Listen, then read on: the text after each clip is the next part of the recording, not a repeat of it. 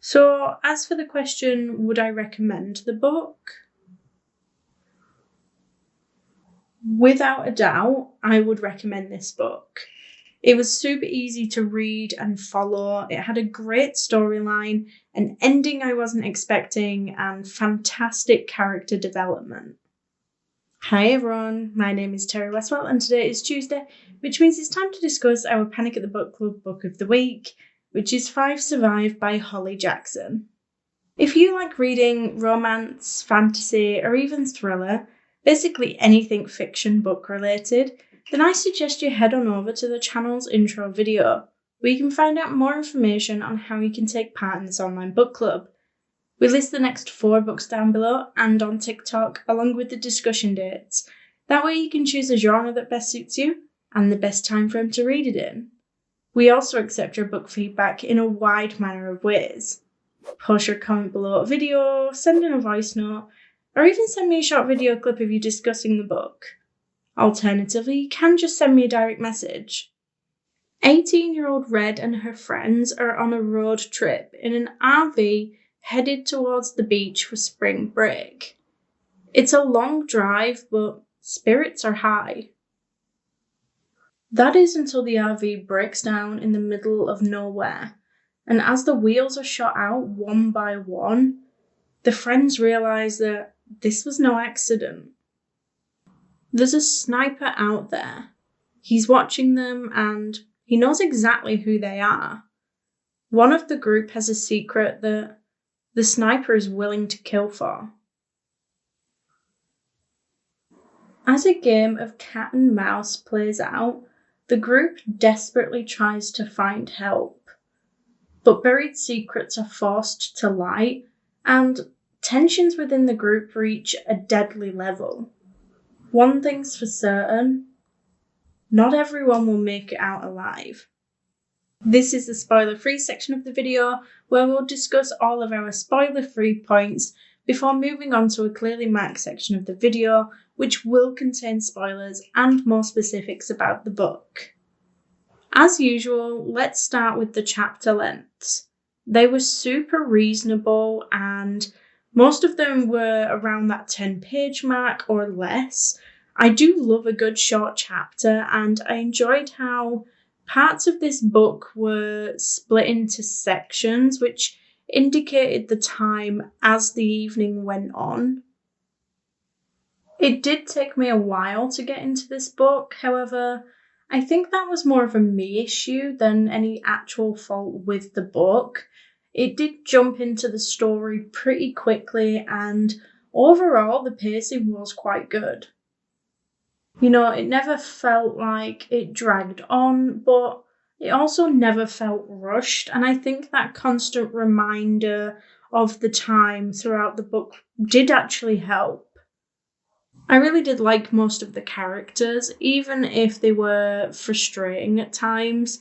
Constantly questioning why they were making certain decisions or listening to people that I really didn't think they should. But that was all kind of part of it, building suspense and painting this picture of what it was really like for them. I did find myself constantly reacting to the book throughout, especially at the end. Despite how I really do enjoy quite a lot of YA books, I do tend to find that I subconsciously and very unfairly underestimate them because they're young adult books.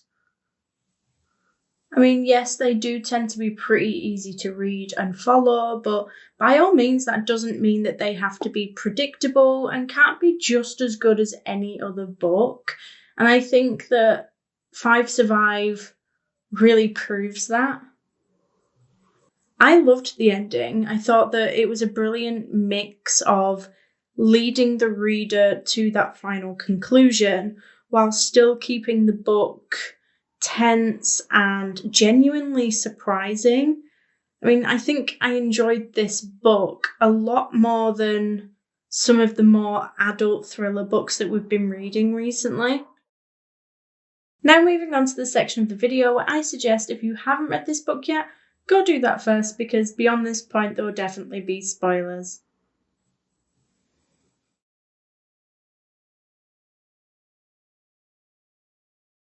Right from the very beginning, I could not stand Oliver. I knew he was going to mess it up for everyone, and I just couldn't understand why they were all still listening to him. Like, when he was clapping his hands after everyone had just been shot at, I didn't understand why no one just told him to shut the fuck up. And as the book went on, he just wound me up more and more.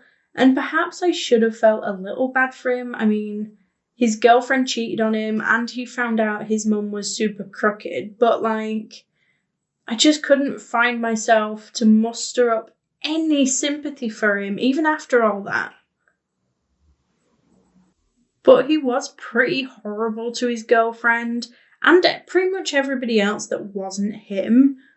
There may or may not have been a couple of celebratory moments later on in the book when Red finally started to push back a little. Obviously, from the title of the book, I was kind of expecting one of them to be unalived, and I wasn't in the least bit disappointed that it was him. I mean, he was pretty damaged and broken by the end of it, and clearly the apple doesn't fall very far from the tree. I must say that I feel pretty bad for Maddie. I mean, I don't think she ever really knew fully what her mum did, only for everything to click into place and find out not only who her mum is, but her brother as well, then to get shot at and lose both of them. I do wonder if her character would have ever gotten the opportunity to confront her mum before Arthur took her out. I presume not, but to be a fly on that wall. Things did get pretty tense though for a while in the end there. I mean, I genuinely thought that Red might have been a goner, and I liked how the book left you there in that moment, not fully knowing if that was the case or not. I liked how open-ended the book left things. Arthur's letter was incredibly sweet, if not a little messed up. I mean, roll on like 5 or 10 years when we're introduced to Red and Arthur in a dark romance. In all seriousness, I don't know what Red's character would have decided. I mean, I think she probably would have met up with him because she said herself she didn't want to hate him, and even after all of that, she still felt a connection with him, so maybe. I'd say more in the beginning of the book, I did get a little frustrated at a lot of the decisions and assumptions that a lot of the characters were making. I mean, first off, why listen to Oliver, especially after he'd lost his mind? But there was more to it than that. I don't know, maybe it's just me, but in that situation that I believed was connected to a big crime family, I wouldn't just assume that there was only one person involved. I think that seems to be a pretty big assumption when you've got an awful lot to lose. When Oliver threw Red out of the RV, my first assumption wouldn't be, oh, she must be immune and working with them. To be totally honest, it would probably be that he'd promised to shoot anyone who was trying to escape, and in that situation, it seemed pretty obvious that Red wasn't trying to escape, she'd been thrown out of the RV. Also, he wanted this secret to be told, right? And they hadn't yet done that. They had jumped into throwing Red out of the RV before, as far as they're aware, before actually telling him why. Perhaps it was the faulty logic of a group of young adults in a stressful situation, mixed with everyone listening to Oliver's horrible attitude, but I found it incredibly frustrating. Also, at the beginning of the book, it went on quite a lot about Red's terrible memory and attention, and her general overall uselessness. I mean, the book went on about it that much that I genuinely thought she might have a medical condition, and these guys were just being really rude. But at the same time, it kind of felt like she couldn't possibly be all that bad because she seemed to be doing a pretty good job of looking after her drunk dad. I don't know, maybe I missed something, but I just felt like that part of her character was emphasized a little bit too much for what the author intended. I also really enjoyed how limited this book was in terms of where it was set. I mean, it pretty much all just took place in or around the RV, and I love isolation horrors where it's all just in one location, and I thought that this book did a really good job of that. So, as for the question, would I recommend the book? Without a doubt, I would recommend this book. It was super easy to read and follow. It had a great storyline, an ending I wasn't expecting, and fantastic character development. I think that sometimes these sort of books can get a hard rep because their target audience is young adult, but I genuinely do think that anyone YA or older could enjoy this one. Will I be reading any more of Holly Jackson? This wasn't my first Holly Jackson book, and it certainly won't be my last. I loved A Good Girl's Guide to Murder, and this one only proved to me that Holly Jackson has some amazing depth to her writing and characters. But let me know what you thought. Did you enjoy the book? Gemma said this was amazing. It deserves all the stars and more. Gemma was hooked from the first page to the last.